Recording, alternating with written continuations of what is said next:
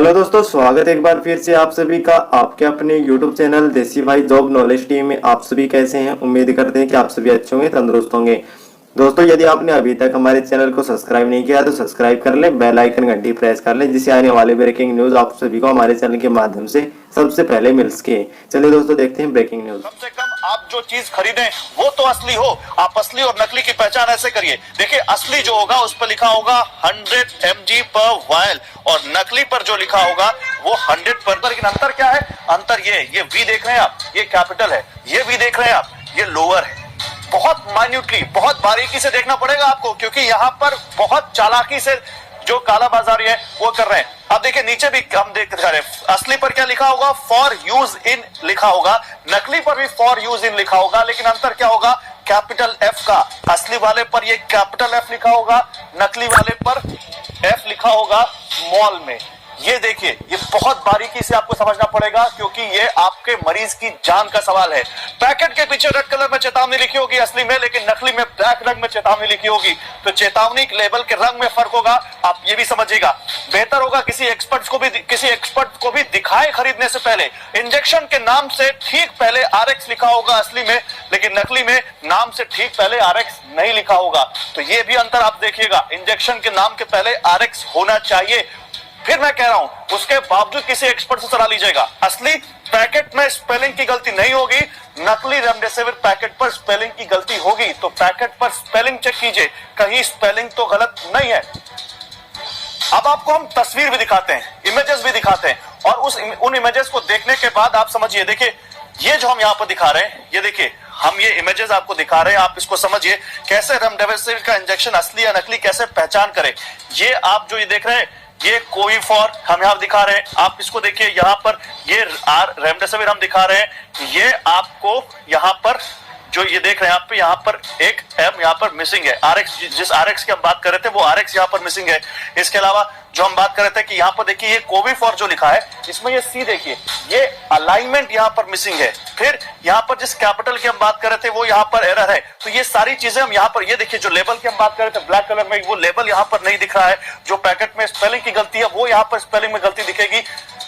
अब बताइए विक्रम सर, मैं विक्रम सर से पहले गोयल सर अस्पताल के जो डॉक्टर चतुर्वेदी, उनके पास जाना चाहूंगा। चतुर्वेदी साहब, इतनी खबरें आती हैं, रेमडेसिविर नहीं है, दवाई नहीं है, उसके बाद इस तरह ये लोग कहां से आते हैं और इनके साथ क्या सुलूक होना चाहिए और क्या सलाह होगी लोगों की, आप लोगों को आपकी, कैसे अंतर कर सकते हैं?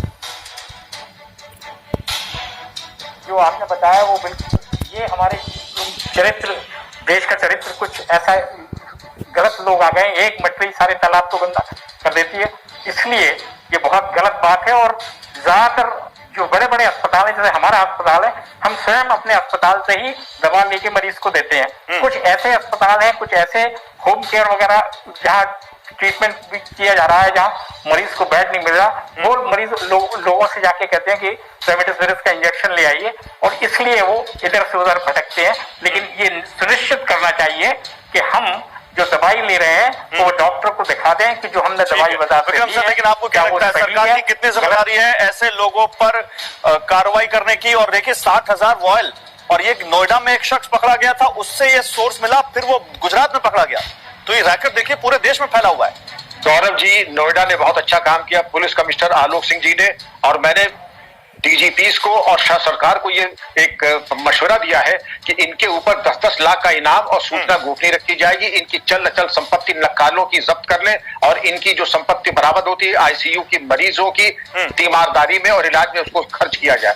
परवाह देश की बड़ी मांग कर दी है। कोविड टास्क फोर्स ने सरकार से कहा है कि संक्रमण की चेन तोड़नी है तो देश में एक बार फिर कंप्लीट लॉकडाउन लगाया जाए। संक्रमण रोकने के लिए 2 हफ्ते का कंप्लीट लॉकडाउन लगाया जाए, ये एक्सपर्ट्स ने कहा है। लॉकडाउन पर केंद्र सरकार जल्द कोई फैसला ले सकती है, ये सूत्र बता रहे हैं। अलग अलग राज्य अपने mini lockdown, weekend lockdown, break the chain, full lockdown सब कुछ लगा रहे हैं, लेकिन असर नहीं दिख रहा है उसका। सरकार को सलाह देती है, उसने कहा है कि 15 दिनों का, कम से कम 2 हफ्तों का लॉकडाउन, कंप्लीट लॉकडाउन लगाया जाए देश में।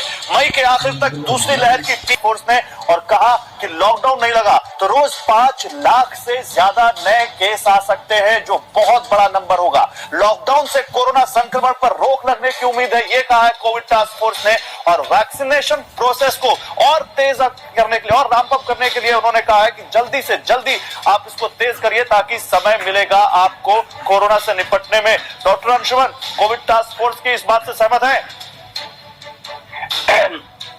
डॉक्टर एंथोनी फॉसी जो यूएस के एपिडेमियोलॉजिस्ट हैं, उन्होंने हिंदुस्तान की दुर्दशा देख के वहां से स्टेटमेंट रिलीज किया। क्यों किया? कि उन्होंने देख लिया कि हिंदुस्तान इस काबिल है ही नहीं जिस तरह से मैनेज कर रहा है, नाइट कर्फ्यू, जनता कर्फ्यू या इवनिंग लॉकडाउन, ये मैनेज नहीं हो पाएगा। तो उन्होंने रिकमेंड किया कि आप कंप्लीट लॉकडाउन करो। क्या फायदा होगा कंप्लीट लॉकडाउन से? 3 पर्पस है, मिटिगेशन, प्रिपेयर्डनेस एंड टेस्टिंग। तो आप इसकी अल्पीकरण कर लोगे, जिस रफ्तार से बीमारी संक्रमित लोगों की संख्या बढ़े उसको धीमा कर लोगे, तैयारी कर लोगे और टेस्टिंग बढ़ा लोगे ताकि जहां मैक्सिमम संक्रमित लोग हैं उनको कंटेन कर सके। लेकिन कर लो, पिछले साल भी ये नहीं किया, लॉकडाउन कर लिया, लेकिन लॉकडाउन का जो पर्पस था वो फुलफिल नहीं हुआ। नहीं, लेकिन इस बार सवाल और लॉकडाउन एक चश्मे से ऐसा दिखता है। मैं आपकी बात से आपकी बात का रेस्पेक्ट करता हूँ, ठीक है लॉकडाउन लगना चाहिए, लेकिन आप जो बाइडेन की बात जिनकी कर रहे हैं